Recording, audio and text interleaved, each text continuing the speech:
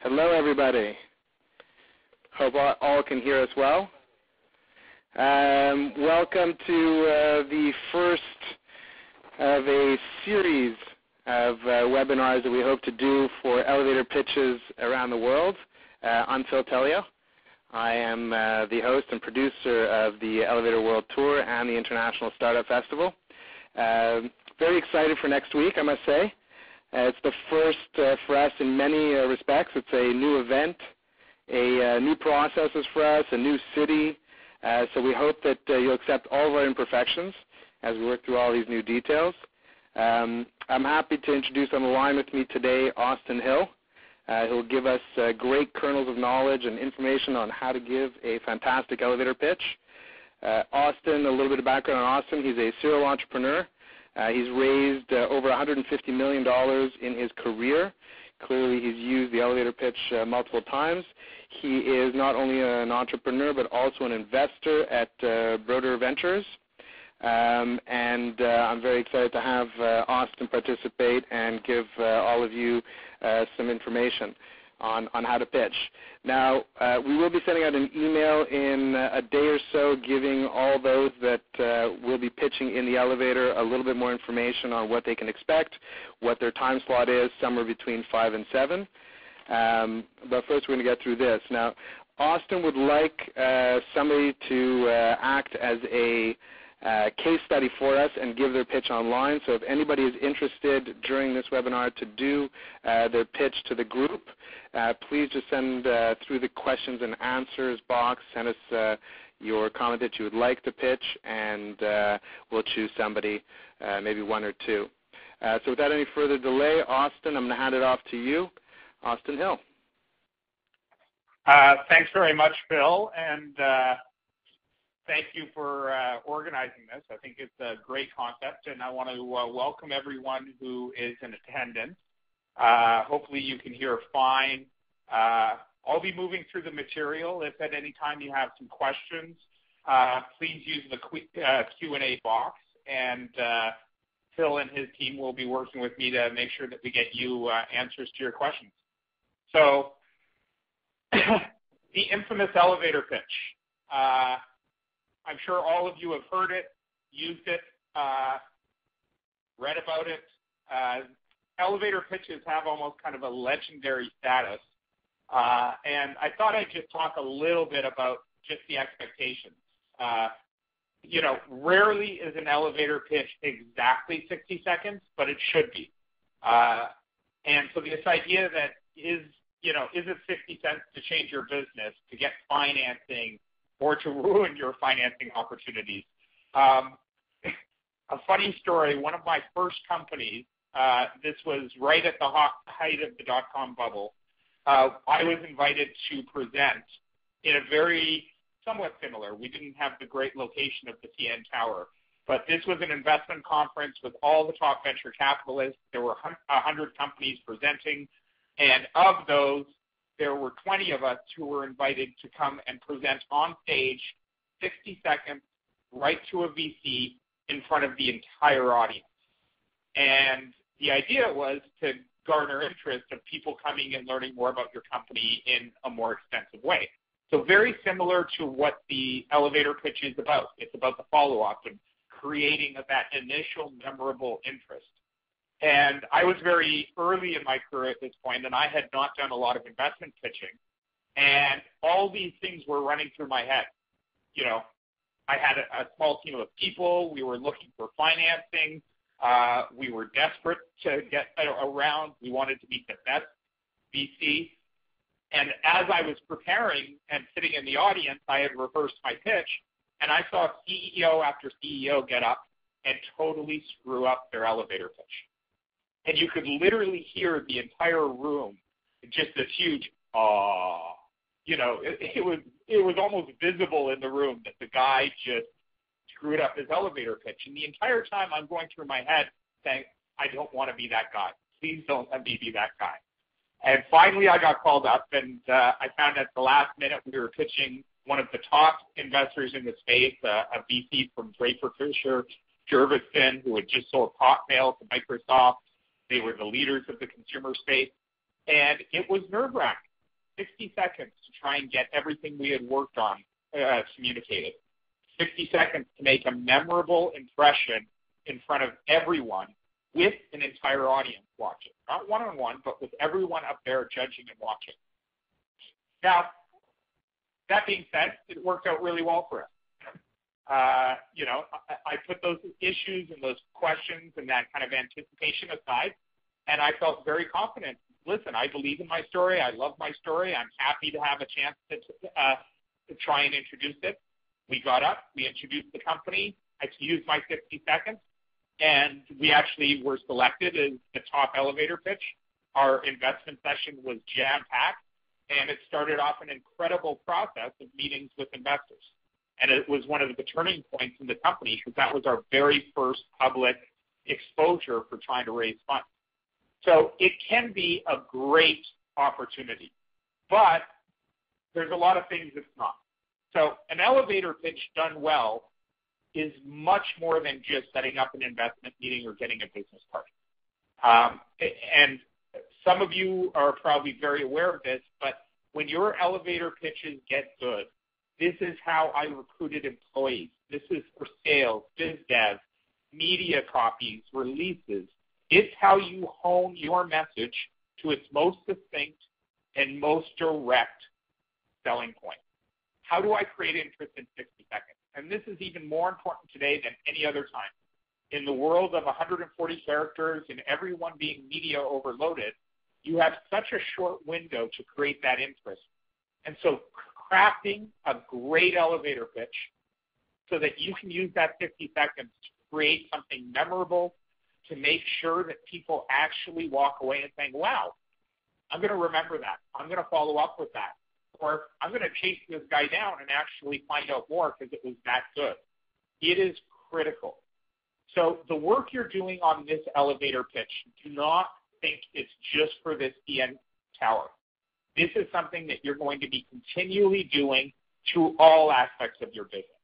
We trained all of our employees on our elevator pitch because we wanted them and their help in recruiting friends when we went on recruiting drives.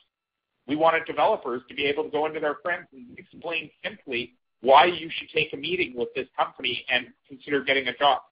So it is used for multiple purposes. Now, excuse me, what are some of the qualities of a good elevator pitch overall? Every one of you can go online. You can read up on some examples that are good, examples that are bad. There's actually a lot more about pitching to investors than there is elevator pitches. Everyone kind of assumes if you have a good pitch, you're kind of going to be able to figure out an elevator pitch. And I actually think that's very, very wrong. The elevator pitch is the hardest form because it's short, it's succinct, and you don't have a lot of time. In a 20-minute meeting, you use a lot of words. You have a lot of chances to explain something, to develop an idea. It is really, really hard to be able to get something across in a very succinct, very clear manner. So one of the ones you'll hear a lot in kind of all marketing, but I think is very applicable in elevator pitches, is this idea of made to stick. It's a great book. If you haven't read it, you can find it. And some of the qualities that Made to Stick talks about is the ideas that actually have the ability to stick around. The ideas that are memorable are simple, they're unexpected, they're concrete, credible. They have either something that's very emotional or something that other people can then retell. So that when someone walks away from it, they can say, oh, do you know what I heard? So one of the most famous examples of an idea that was made to stick was actually an ad company who was working on a campaign for heart disease and cholesterol. And so they were hired to do a public service awareness, trying to get people to adopt a low-fat lifestyle. And they had come up with ideas and campaigns and doctor facts. Did you know that if your cholesterol is this? Did you know? And finally, they hired an actual ad person. And the ad person came up with the most simple, and it was essentially an elevator pitch for the campaign. And he came up with the actual fact that eating one bag of popcorn with butter at a movie theater is like eating 2 steak dinners full with baked potatoes and sour cream. That was it. That today is still a meme. He changed the popcorn industry. He changed the movie theater industry. He's why there's margarine. It was all over the newspapers. People were sitting around water coolers telling each other, did you know when you eat popcorn? Why? If we actually dissect that, it has all of these qualities. It was simple. It's unexpected. Wow, I had no idea eating a bag of popcorn had that much fat. It was specific. They backed it up with fact. It was credible. It wasn't made up. It was a story that anyone could tell. And so that is a perfect example of boiling something down to its core with the principles of make to stick. Now, when we start talking about the investment pitch, you'll see a lot of other words. There's a lot of other pieces of advice. And the one I wanted to call out are some of the ones that come from Venture Hack ebook on pitching. And they specifically talk about, and this is so important, I have heard thousands of elevator pitches at investment conferences as part of being a judge on pitch panels. Buzzwords are awful. If you walk in and tell me about your brand new Web 2.0 SaaS service that's delivered to a high-capacity elastic cloud, you're dead in the water. None of that matters. Not a single one of those things matter to an elevator pitch. So whatever you end up delivering, you need to make sure that you have removed all the buzzwords. Simple, concise, plain language. The most important goal that you guys are given in this opportunity is to be memorable. In a good way. Not the I made a fool of myself wearing a stupid costume on American Idol way. You want people to say, wow, I'm going to remember you. I'm going to remember that. You need to remember that each of these judges riding up and down in elevators or people at an investment conference or a networking event, they're hearing tons of pitches. So your number one job is to be memorable. And to do that, you start, stop, and finish with your best winning point. There is no room in an elevator pitch for wasted language. There's no room for, you have 60 seconds. Every single one of those needs to be towards a very specific point that you're trying to leave with the person you're talking to. To do that well takes a lot of practice, and it takes writing it out. I cannot tell you how many people I know who say, I know my business so well. Oh, I know my business. I talk to people about my business every day. And then I say, fine, 60 seconds, tell me what you do. And they are dead in the water because they have not written it out. They have not practiced it. And it's essentially like trying to present one tree when you have an entire forest. Your knowledge of your business, your knowledge of your industry, your knowledge of what your plans are is like an incredible forest. We're asking you to go forward and put one tree on display. Pick one tree that best represents that forest. It's not fair. It doesn't even begin to touch the depth or the quality or the number of trees you have. But if you don't prepare, you're not going to pick the best one. So, number one thing you need to remember is the climate you're typically pitching in. This is especially true in this event, but it's true in every conference. If we're talking about the investment pitch, investors are in an overloaded state of pitch fatigue. We get pitched all the time. And while it's our job to be available, at the same time, it gets boring. It really does. So when I'm at a conference, when I'm at a networking event, when I've been pitched 20 or 30 or 40 times, at a certain point, I start to blank out. I'm still looking for that one memorable idea. I'm still looking for someone who creates some breakthrough wow, that was a great pitch, but fatigue sets in. It's natural. So your job is to break through that. I often use this example. Think of a very attractive man or woman in a very, very crowded meat market who's single and standing alone. It gets very boring dealing with a lot of the bad approaches. And that's ultimately what it is. You're trying to create that breakthrough moment, that icebreaker that's going to cause that person to say, you know what, you're worth talking to. I want to follow up. So that's your challenge, is how do you create that kind of moment of, wow, this is someone I really want to follow up and talk with. So I'm going to go through some pitch concepts. This is the starting point for developing your pitch. Do not try and just sit down and write your pitch. Like anything, you need to outline it and write it, and you should start with writing a few different pitch concepts, because it's going to be great exercise for developing your overall pitch. And as I'll show you later, oftentimes, either in follow-up questions or in some of the strategies for getting meetings following these pitches, the ability to fall back on a different version of your pitch is critical. So while you may have your best opening pitch, the people who really succeed at this have 5 or 6 different versions of the pitch with different pitch concepts. They know how to mix and match. Sometimes, depending on the investor, they may even target that person with a specialized pitch just for that person. But they all generally fall into these pitch categories. So one of the first pitch concepts that you may be aware of is the umbrella pitch. So the umbrella pitch is the idea that you can anchor what you do in something they already understand. Okay? So, a famous example is when Aliens, the movie, was very first pitched by James Cameron. He pitched it as, we're going to do a movie that's like Jaws in space. Simple, clear. Jaws was the #1 blockbuster movie. Everyone was looking to get involved in the next Jaws.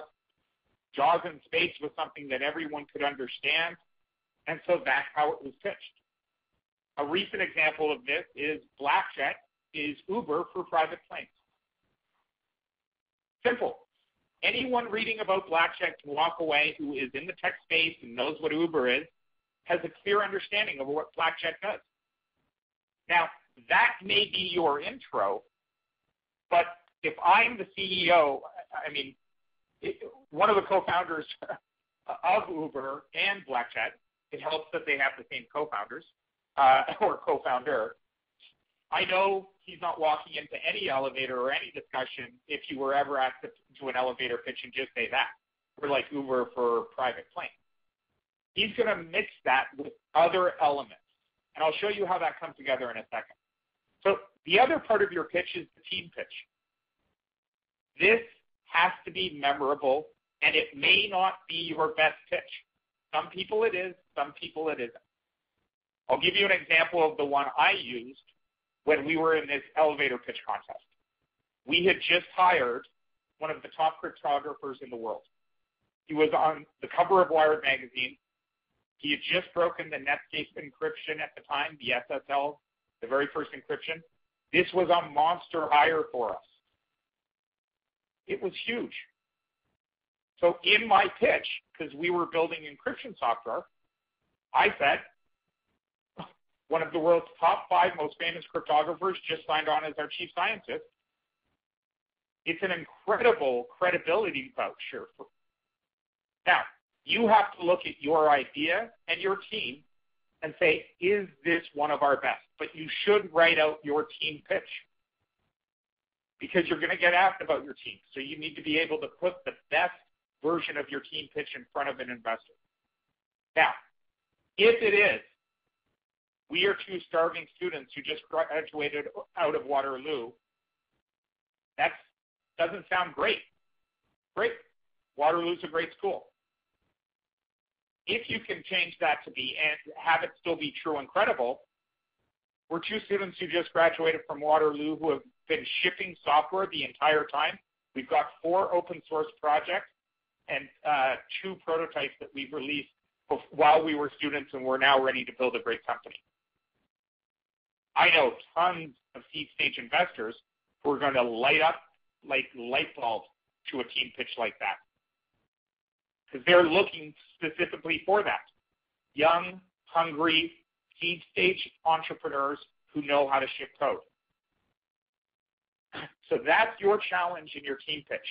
The worst part about a team pitch, do not come in and say, I worked for 9 years at KPMG.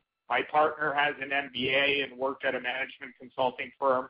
My other partner worked as a software architect at a bank. Frankly, I would tell you right away privately, you've just done yourself a great disservice. A team pitch is not a summary of your resume. It's you deciding what is memorable about our team. What is the one thing I can say in a sentence or 2, 3 sentences at most, that make our team sound great? Saying we're dedicated entrepreneurs is a waste of words. That's like saying I love oxygen. I assume if you're trying to raise money from me that you're going to tell me you're dedicated entrepreneurs. I've never, ever had someone come in and say, we're the entrepreneurs who are going to succeed by doing it half-assed. I've never heard it.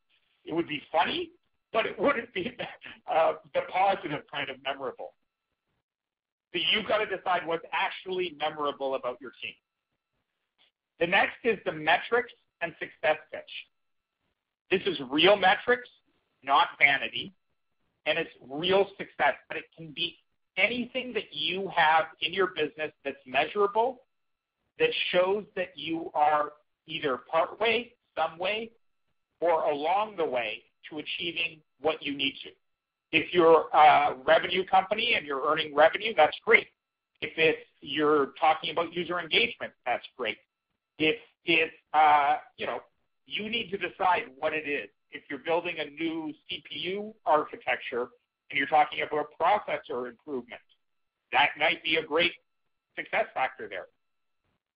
Only you know your business, but you need to decide, is what I'm proposing as a metric and success pitch actually valid? So I'll give you an example I got from a recent entrepreneur who I've known. He's credible, really, really smart guy. He came in and pitched me on a new startup. I'm not going to talk about it in his pitch, but his entire pitch was a metric success pitch. I asked him, I said, what have you been up to? He had a small exit. It wasn't that exciting, but he had a small exit. And he goes, I was playing around with a pet project, Austin.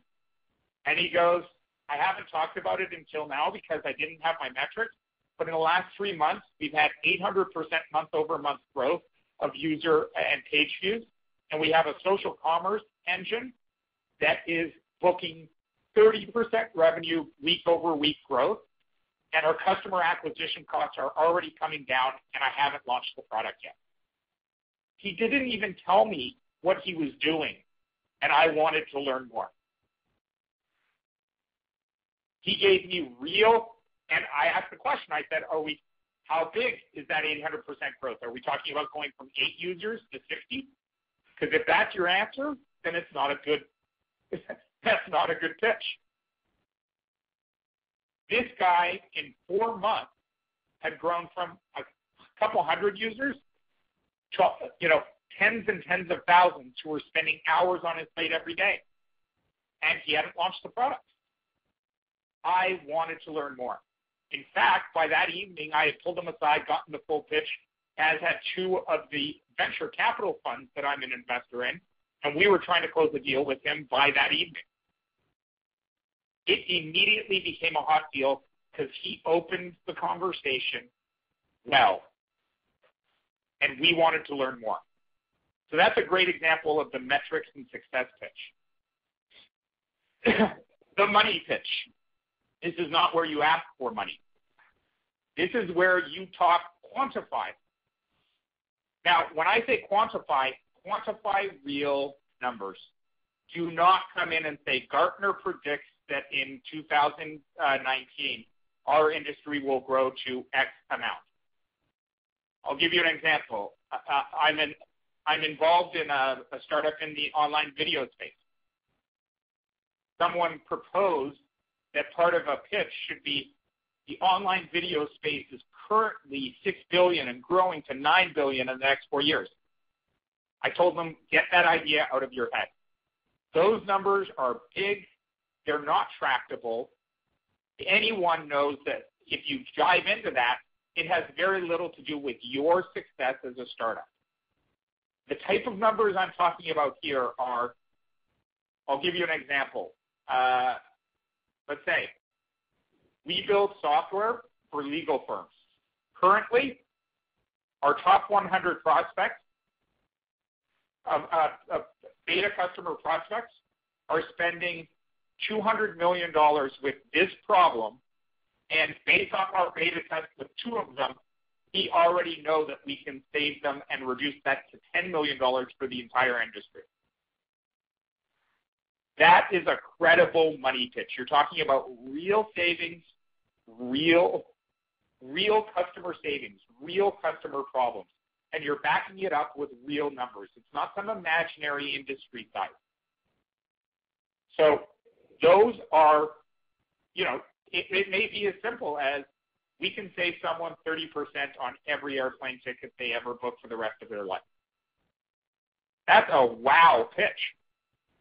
It's a money pitch, but I don't know anyone who wouldn't be interested in, wow, you can really deliver 30% savings on any airplane ticket? Huge idea. Now, the next is the problem pitch.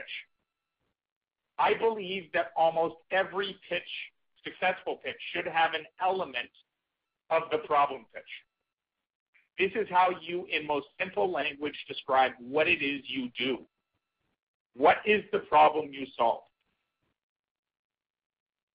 So these pitches are in no way exclusionary to each other. Your job is to use parts of each of them to craft the best 60 seconds. But the problem pitch is a core part of every pitch. This, in simple language, you can see the example. You know the stuff you have in your garage that you don't need anymore? We have an online auction site that allows you to sell it and make money. We're called eBay. Simple, clear. I understand right away what the problem is. I understand what you do. And if you're actually the founder of eBay, circa 1997, pitching, at that point you back it up with part of your team pitch, part of the numbers pitch, part of the other pitches that support that idea. But that's a core part of your pitch, is saying, this is the problem that we solve. And it's in that language. It's not. Thanks to the internet, we now enable B2C and B2B commerce that enables frictionless reverse bid auction. That has, I've heard pitches like that.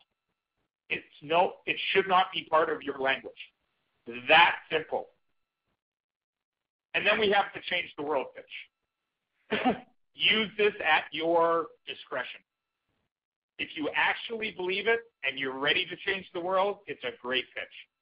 I've heard some pitches that have knocked me off my socks. They're change the world pitches, and they're so great, I just fall in love with them right away. I've heard I've heard way more that have attempted to do that pitch. And when you actually hear what you do, the person comes across as myopic and ignorant. So don't do the we're going to change the world. Why? Because we're building a great new website for massively multiplayer gamers to trade currency. That is not the change the world pitch worthy idea. It's not that you can't pitch that idea. I just wouldn't suggest this approach. But this is an actual example, by the way, of one I heard recently. Company's pitch was simple. We have a brand new CMOS imaging chip technology that is $10 and can detect precursors and early markers for 80 types of cancer. 40 of these can't be tested currently. The other 40 cost over $120,000 to do the test. We can do it in 10 minutes with a $10 chip. We're going to save 40 million lives and deliver $140 billion in savings. That is a pitch that is world-changing. That's also a company that got $4 million in 4 hours using that pitch. They're currently working in California, and I can't wait to see what they deliver. So hopefully this gives you an idea of the types of pitches and the types of concepts. So your job, sit down and write out each of these pitches. It can be bullet points. It can be single sentences. You have to craft which parts of these elements work best for you. You'll notice that there's things that are not in here. Your story. There is a time when I'm going to care as an investor in your story. The elevator is not that time. The same way, if I'm approaching, someone in a dating scenario, I don't start off by saying, well, I've had 4 girlfriends, and the last one kind of broke my heart, but I'm over it now, and I'm ready to start dating. That's not a great way to start a discussion with a member of the opposite sex. The same way, as an investor, you pitching me the investor, it's not valuable for you to come up and say, well, I got into computers. I really, really love it. I'm a great programmer. Then I started looking for a co-founder because I had an idea. You just wasted 20 seconds on stuff that doesn't matter. Your pitch is carefully constructed. It is engineered, just like software code. And what makes great pitches is much more what you take away than what you put in. To take away something, though, you have to start with more. So write it all out. Write down each of your pitch concepts. Write down some of your crazy ideas and start to do Lego building. Your job is to put the different pieces together and figure out what's the best combination that feels natural, that puts out your best foot forward. That's your challenge. So, as I said, once you've done this, once you've written out each of these elements of your pitch, you then have to start writing it out again and practicing. Practice, practice, practice. And I don't mean just writing it out. You have 60 seconds. You're practicing your delivery. You're practicing your diction. You're practicing getting comfortable saying the words, believing the words. Practice it in front of friends. Practice it in front of a webcam. Record yourself. Do the pitches again and again and again. Take away some elements, put some in, because it's something that will serve you a long time. And this doesn't have to be, 40 hours of presentation for 60 seconds. But you should plan to spend at least a good day, maybe day and a half, getting all your ideas documented, written, rehearsing a few, and then over the course of a week, you should spend a good half an hour to hour and a half practicing regularly so that it is natural once you step up and do it. Now, in addition to your pitch, prepare for follow-up questions. 60 seconds isn't a lot of time, but investors hate being taught to act, right? So it may be 40 seconds in, and you just said that, for those of you familiar with Behance, it was recently acquired by Adobe. It was LinkedIn meets Eland, if I'm doing the umbrella pitch for them. It was, a contract market met with creative portfolios for the, designer crowd. So if they pitched that and said, we're like LinkedIn meets Eland for creative talent, they need to be ready. I'm going to go in and say, well, why can't LinkedIn do this? Why can't Eland? If your only differentiation is I can post a portfolio, can't they add that feature in a couple days? So you have to be prepared. In fact, you want to get follow-up questions. It shows engagement. So you can set up some of these yourself, but you should be ready with short, succinct answers for each of those. because that's how your 60 seconds turns into 2 minutes, turns into 3 minutes, turns into, okay, can we talk at the end of this conference? Can I call you in the morning? Can I share a ride with you back to the airport because I'd love to follow up the conversation? That's how you create the follow-up action, is when you get that engagement. So be prepared for it. Write out what are the anticipated questions and prepare some of your stock answers. And your stock answers need to be as simple as your elevator pitch, because this is natural. You're using natural language, natural flow. It's comfortable. Now, the answer for this one, why can't LinkedIn or Elance do this, in fact, was probably the best one for them was the metric answer. They had huge adoption. I don't know the exact numbers, but huge adoption in the creative community. Those people were already engaged, referring friends, and they were getting more portfolios posted every day. That's a great answer in that. There was the money answer. They already had a huge community of people coming and hiring their audiences, and they were earning revenue almost out of the gate. Your answer doesn't have to be perfect, but both of those are very credible answers. Now, what else should you be preparing for? Well, one of the big things is, what is your success outcome? How do you know if your pitch was good? And the answer is not just getting a business card, because I'll tell you, as an investor, we print a lot of them and we can afford it. Okay? We give out business cards very frequently. It costs us nothing. Okay? So what is the specific follow-up? You should have in your mind the closing question, the closing action, and it may be different on different people. It's not just, oh, I'll email you a follow-up, because that's not great. Listen, I know you're going to be very swamped following this event. I'd love to schedule 30 minutes with you to do a very good follow-up. Can we schedule that right now? Can I call you in the morning to make sure we get that scheduled? Listen, I would love to know more about how your fund works. Would you mind introducing me to a CEO in your portfolio company? This, by the way, is a great follow-up. What I don't want to see is everyone on this call using it all day, every day in the CN Tower. So use it sparingly, but it shows credibility.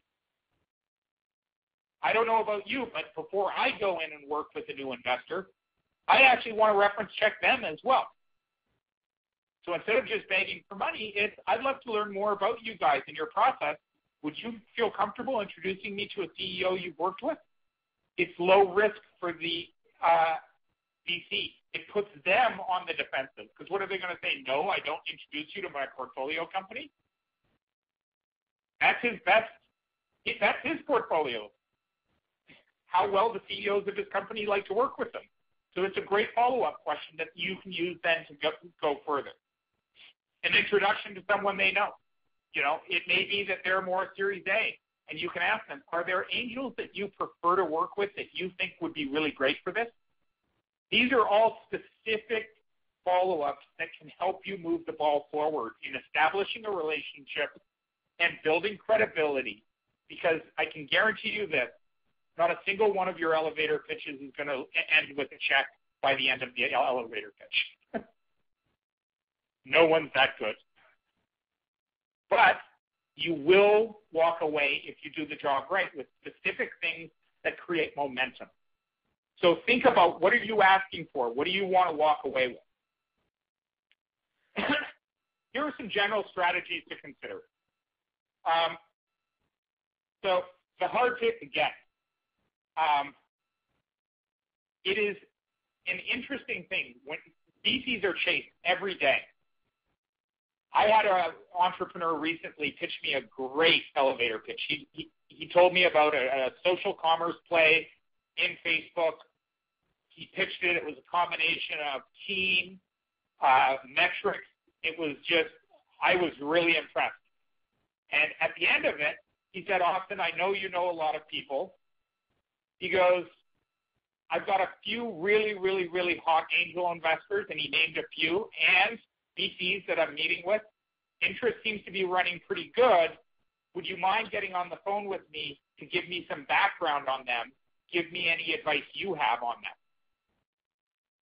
He didn't even ask me, do I want to invest? Can I follow up to invest? He played a little hard to get, but he name dropped some really great people, and right away I was like, wow, if he's getting interest from these guys, I really want to make sure I'm up at the table. I really want to make sure that I have a chance to participate. So if you have this ability, if you are talking to some great people, it's a great thing. The credibility factor. Sometimes you're not ready, but some people pitch blindly. They use the spray and pray approach, where they just throw a whole bunch of spaghetti against the wall and hope that something sticks. I don't like that. Going to someone and saying, listen, from what I understand about your fund, you probably don't invest at our level, but can I meet with you because I'd like to understand your goals for Series A, what you look for, so I can better understand the types of seed deals we might consider so that we could potentially be in your portfolio in the next couple time frames. That's a really great credibility builder that shows you understand the space and shows that you know how to approach investors. This is one, and I think we actually had a question about this on the Q&A. Spear phishing your pitch.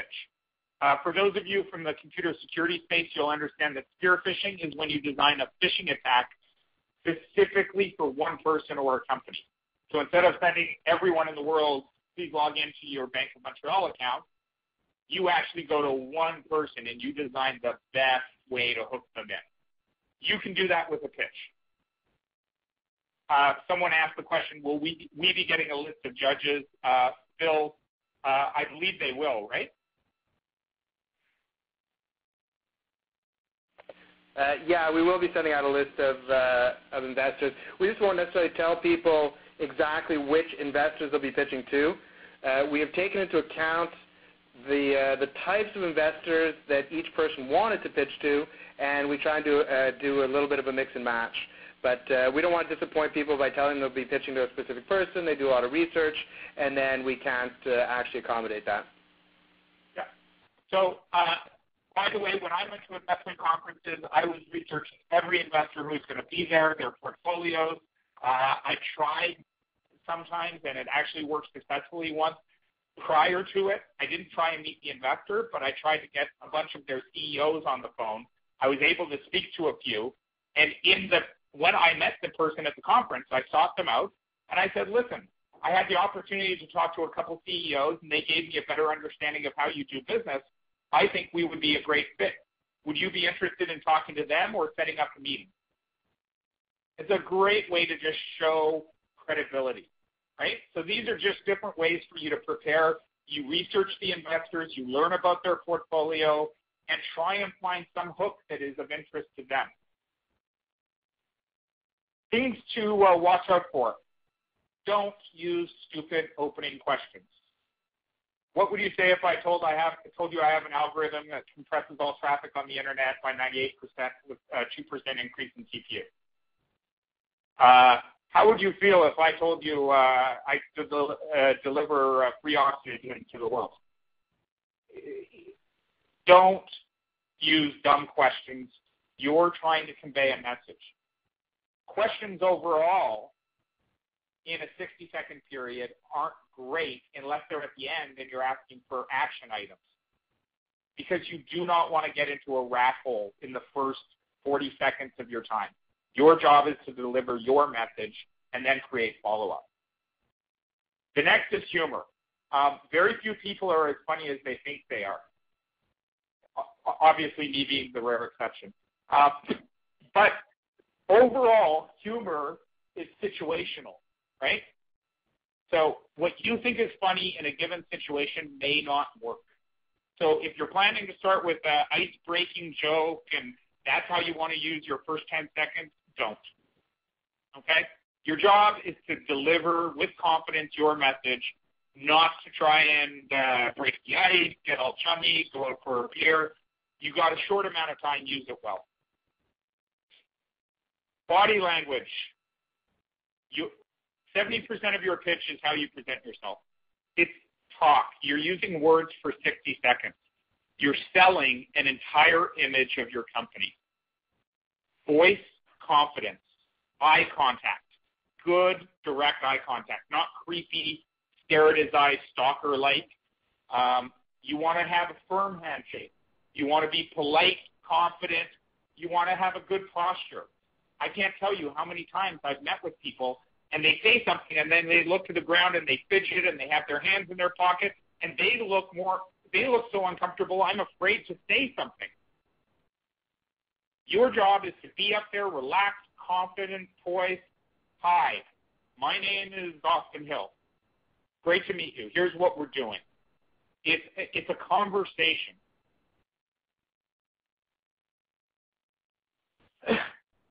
If you guys do this well, success factors. Obviously, people remember you.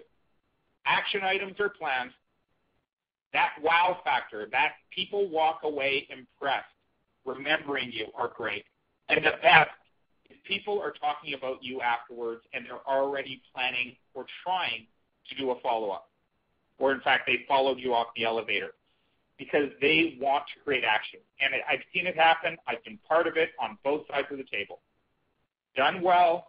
You have investors talking about you. And listen, guys, I think everyone on this call understands.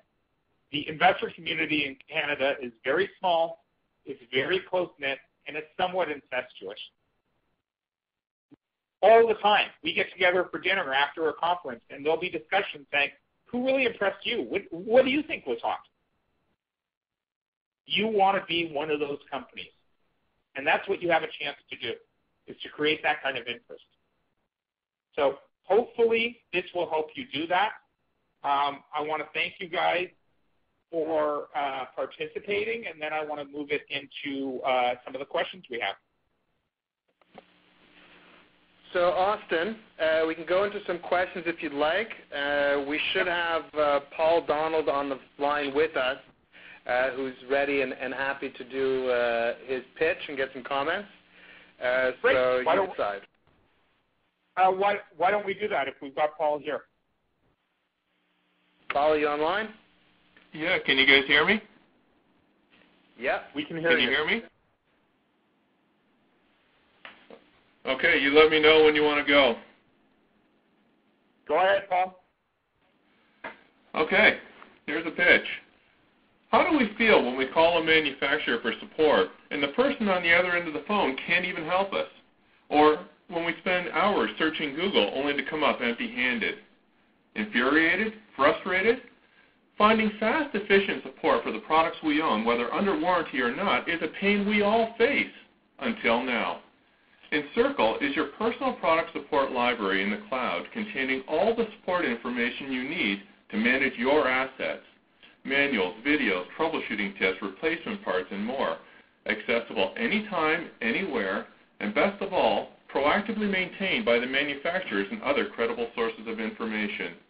Encircle is a free mobile and web app that intersects between Dropbox's personal cloud storage and Wikipedia's broad knowledge base, delivering consumers outstanding support on the products they own, while at the same time saving manufacturers, retailers, potentially billions in support calls, product returns, and brand degradation. Encircle takes the pain out of support. Okay, so first, Austin, before you comment, in terms of timing, just so you're aware, Paul, you went over by about 5 seconds, which isn't a lot in seconds in real life, but when it's going to come to the elevator, the doors are going to open, and those 5 seconds will get lost. Just so you're aware. Okay, thanks. And Paul, I want to thank you for volunteering to be our guinea pig on this call. I know it's not easy, and it's great that you're willing to do this in front of people. And I want to tell you that the advice I give you is probably similar for everyone out there. And I give very clear, critical advice to help you get better. What you just gave me was a great infomercial once you want to run 60-second infomercials on CNN. It was a bad elevator pitch. Couple things you did wrong. and the reasons I'm saying that. Your initial intro and your setup was all about questions. You were asking me questions, and immediately I felt no connection, and I felt you were doing an infomercial. I felt like you were doing a voiceover and reading me the text for your infomercial. I was waiting for you to say, call in the next 30 minutes, and we'll give you 2 chances to invest. Right? So a better approach, if I was doing yours, you also, I'll give you a couple other points. You had a lot of words. Even though you have 60 seconds, guys, you should think about using and cutting it down to 30 to 40 seconds of actual talk time. Maybe 45. It's not that you don't want to use the time. It's just you always tend to include more words, and it becomes heavy. If you had a lot of examples in there, you had customer problems, so you had a lot of elements. You had the questions and what if this existed and the customer problems. Then you were talking about the relationship with manufacturers and the savings for them. Then you were using umbrella concepts, talking about it's a drop between Wikipedia and these other things. It became too complicated because you need to remember 60 seconds is a rushed, very quick amount of time. And if I'm sitting there saying, I'm still trying to figure out what he just finished and he's already talking about 2 other things, I don't have a chance to walk away feeling like I really learned something. So I don't know your business incredibly well. I just have the 60 seconds. But if I were doing your pitch or a version of your pitch, I think it would go a bit more like this. Hi, my name's Paul. We help people every day do something better that they do all the time, which is go online to try and get their products supported. We've all done it. We've all looked for manuals. We've all gone searching for that software driver. And oftentimes you end up clicking around and hoping you find it. We make it easy. We combine everything in one place, giving manufacturers huge amount of savings and making it easy for customers to get great support. It's a huge problem. We've got great traction in our beta product, and I'd love to talk to you about how we can help bring this to our customers. So I wouldn't use the pitch I just did because I just, did that 60 seconds on the spot. I haven't practiced. I haven't learned all the elements of your business. I don't know the best parts of it or the worst parts of it. But that was the core idea. You described you pretty much nailed it. You're pretty good. Well, I mean, awesome. Yeah. We got a couple more people. If you want to, there's maybe 1 or 2 more people if we have time for it. Yeah. And people are asking questions here in the background, and some of them are relevant to answer or not. A couple of people have asked the question whether or not it's a good idea to use visuals or show either on an iPad or other, a version of the product. And my feeling is that rarely gets pulled off very well. But what are your thoughts about, in an elevator pitch, showing people something? It's very, very, very, very rare. If your pitch to me is, we are the team that created Avatar, and we're releasing a brand new video game that is Avatar on steroids as a game. Here's a small sample of our cover art. We'd love to follow up. That, I want to see it because it's an integral part of what you're pitching me.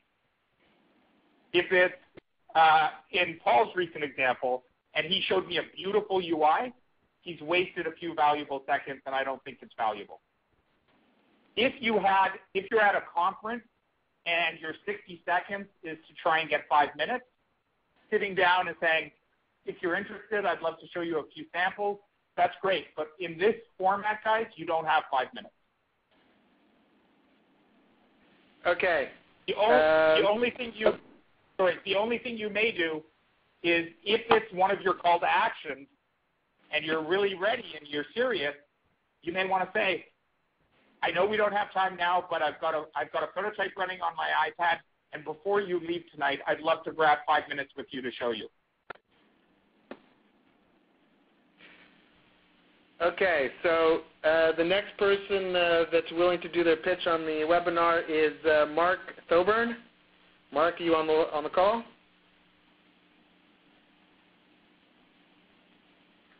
No? Okay, how about Natalie Gray? Natalie, are you there? Yes, I'm here. Okay, great, Natalie. So, Mark, if you get a chance to call in, I think I sent you the instructions. Let me know. But Natalie, why don't you take it from here first? Okay, thank you. StylePick is a web app that empowers online apparel customers to compare their prior apparel purchases to their prospective apparel purchases. So say you're shopping online at the Gap and come across an Oxford shirt you really like. StylePick will use something you bought in the past, say the shirt you're wearing right now from H&M, and literally give you the differences between the two shirts. We let the customer know that the shirt is exactly the same on the chest, a little longer in the sleeves, a different material composition, or has unique structural elements. The customer's decision is now grounded in something they've already worn and judged for fit, and we can extend this across most clothing types and even shoes. Our ultimate goal is to increase confidence in online apparel purchases while doing really cool things like search and dynamic recommendations for clothing by attribute. Our market is huge, about $30 billion in the U.S. and growing. Our approach is novel, and we have a great deal of work ahead of us. Thank you, and I'm happy to answer any of your questions. Timing was perfect. Great. Natalie, thank you very much for also agreeing to be one of our guinea pigs. Couple general comments. You want to practice in having a conversation. You're pitching a person. You're not pitching an audience. Okay? So you want to get used to using idioms like, hi, I'm Natalie, or hi, so-and-so. Your ending comment, thank you, we're prepared to ask any questions. In some cases, and I think everyone, ideally you want to be ready, because if you do get invited up to the stage, you want to be prepared for that. But when you're in that elevator, you're talking one-on-one with a person. Now, you included a few too many, I think, elements. So your product problem was, I think, a little too long. The amount of time you spent describing the product and what the product does, and then you tried to kind of squeeze in the market size, and it's a huge problem, $30 billion. Pretty much everyone you're going to talk to understands that people buy stuff online. So I think you can simplify your language. I think you can make it a little bit more approachable. And you may want to specify, I don't know your business well, on a little bit more about how you approach this market. Because just given the fact that I know this space, I've made investments in this space. I know a bunch of investors across Canada who have made various investments in the overall space, everything from fashion recommendations, social shopping for fashion. There's a bit more questions that may exist in your specific scenario. So is your approach going to be more you partner with merchants to increase customer satisfaction? So you're an enterprise sale. Is it, no, we're going to build a large community of people? Because I walk away from that pitch with a lot more questions and what are skeptic flags, because there's been a lot of activity in the space. So that's part of your challenge, is to almost preempt those. So without getting into the full answers here, let's say that you were a merchant solution that was entirely based off increasing buyer satisfaction by doing your technology, recommending shirts, showing what they bought in the past and how it works. I would change that pitch to be a little bit more tailored to that, to saying we help merchants reduce returns, increase buying satisfaction, and overall sales. We have, if you have a pilot, we have one pilot, we have two pilots. Use some customer references, because in your case, people are going to be having a lot of questions about it's a hard space, but it's very valuable. And the reason it's hard is because it's so valuable, and there's a lot of things. So they're going to want a better understanding of what's unique about you. The only thing that's unique about you from the elevator pitch is the fact that you said we're unique. The problem you described, the industry problem, the fact that people would love to have something like this, I've heard that, and frankly, I've heard it going back to 1998 when, a company called My Virtual Model raised a whole bunch of money about doing virtual clothes on virtual models. You didn't enter your body type, and the whole pitch was, we can increase online satisfaction and lead to more satisfaction with purchases. So your job is to figure out a way to be a little bit more unique and try and stand out from the crowd in that 60 seconds. Because everything you said, someone will agree with, but they're going to walk away having a lot more questions and being like, is this just another one of these fashion social startups that I've seen before? Okay, Austin. Yep. We've been on for an hour. There are a couple more people that want to do this, but we'll leave it up to you. There's certainly still plenty of people that are in the webinar, and I guess appreciating the process here. But we've already used up an hour. Hello?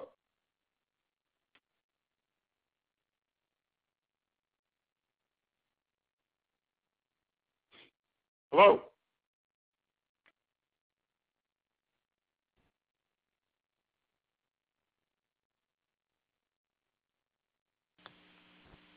Hello? Hello? Hi. Well, it appears that we've got the pictures online, but we apparently lost Austin. I'm back. I got cut off there. Okay, so Austin, what I was just saying is that we've used up an hour of your time already, but we do have two people that are still interested in doing the pitch, and we still have plenty of people in the webinar listening to the pitches. So up to you whether or not you know what? I'm happy to do two more. I appreciate the fact that people are volunteering. Okay, so we've got the next up will be Mark Thoburn, who I think we finally got in. Mark, are you there? Yeah, I'm here. Can you hear me? Yeah, we can hear you great, Mark. So go ahead. All right. The boomers are worried about losing their memories, and they're even worried about dementia, and getting good grades in school is more important than ever. So my product, Qualia, is an original take on brain health. I'm integrating brain waves with casual gaming. Basic idea is in Qualia, you play an eagle in the wild, and consumer-level EEG headsets let you focus to find the prey. You meditate to heal the eagle. These are skills that help with memory, concentration, anxiety. They help in the real world, but you need to practice regularly. So gaming provides that glue that keeps you coming back. Brain health is trending. Lumosity has raised $60 million in venture cap. The market's projected at $6 billion by 2020. My product, Qualia, is the first product to leverage casual gaming for brain health. My goal is to get to market and to develop a community for the product. Okay. Great. Mark, thank you. Yeah. I thought it was a decent pitch. It was clear language. You described, obviously, a problem. I think you could do with a little help in a few areas. Okay. You jumped right into the product. I don't know if you have a name for your company yet, but I didn't even get that. It may just be because of the connection and the teleconference, but I think the best start is, hi, I'm Mark. I'm the founder of X. Right. Just let me know. And just say, and in your case, I would actually have a change the world opening statement, something that gets someone attention right away, saying, I believe I can help use software to save people's mind. Simple, clear, it's a big idea. And just say Alzheimer's, dementia, and people's concern about their brain health is increasing. And we're going to be the first people to help use casual gaming for brain health and brain activity. Short, simple. You're now 15 seconds in, 20 seconds in. And me, as someone who's hearing this, you've hit 3 or 4 of my big, it's audacious. It's a big idea. Everyone knows that Alzheimer's, brain health, and these issues are a great concern for a lot of people. The idea that you're going to help use games for people who are getting old to help them keep their brain acuity going is a great, cool idea. And you've delivered that all in 15 or 20 seconds, which gives you a little time to say, a bit more. We're using brainwave tracking and software. I'm a recent graduate. I don't know your personal background, but I assume you have some background in science if you're doing this. Yeah. Hopefully you can say, I'm a recent graduate. I'm working with a team of neurologists. We've done some early testing. So one or two other credibility points that now have me salivating and going, wow, that's impressive. Great. Great. Okay. Sorry, one last thing, Mark. The other thing you might want to use is your use of pronouns. I believe you kept talking about my product. Yeah. It doesn't come across well. You always want to be using the elusive R, we, because even if you're a single entrepreneur, I assume you have consultants. I assume someone has contributed. If you're really the lone genius who's developed this in your garage, then maybe you can say I. But it doesn't come across as well as we, our team, together we. It's just a better way to present. Cool, thanks. Okay, so our last pitcher is Cindy. Cindy, are you on the line? You got to unmute, Cindy.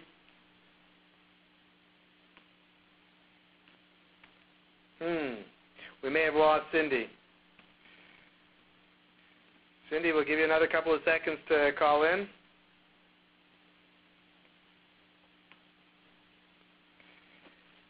Okay. Well, I guess Cindy somehow dropped off. Austin, I want to thank you very much for all your time and all the valuable information. I know that we can't hear everybody on the line that's with us, but I'm sure they would echo that sentiment.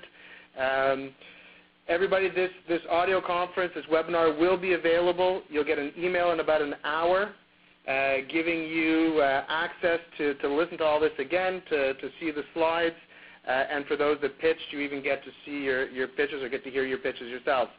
I look forward to seeing everybody next Thursday evening. Like I said, you'll be getting an email shortly telling you precisely what time slot you're in and the types of investors that you will be pitching to. If anybody has any questions, don't hesitate to reach out to us. And if possible, we're also happy to put you in contact with people like Austin. So, Austin, any last words before we drop off? No, just thank you, everyone, for those who presented.